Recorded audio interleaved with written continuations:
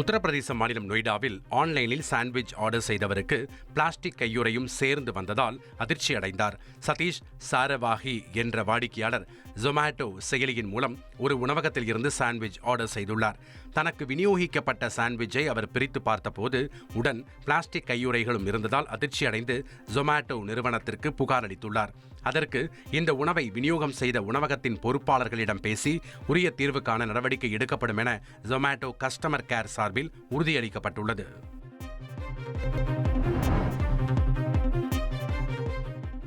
மேற்கு வங்கத்தில் அமெரிக்க அதிபர் டொனால்ட் ட்ரம்ப் இந்தியாவின் மீது விதித்த 50% வரியை எதிர்த்து அமெரிக்க பொருட்களை புறக்கணிப்பதாக அறிவித்த மக்கள் அமெரிக்காவில் இருந்து இறக்குமதி செய்த பொருட்களை எரித்து போராட்டத்தில் ஈடுபட்டதால் பரபரப்பு ஏற்பட்டது.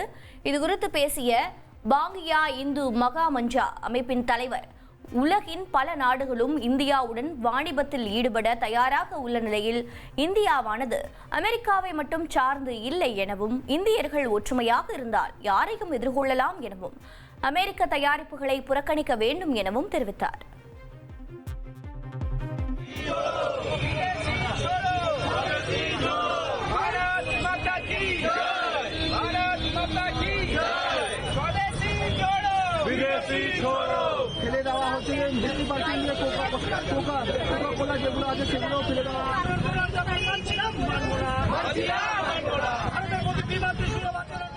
உங்கள் தந்திவன் தொலைக்காட்சியில் வீர ஆஞ்சநேயா தினமும் காலை 8 மணிக்கு காணத் தவறாதீர்கள்.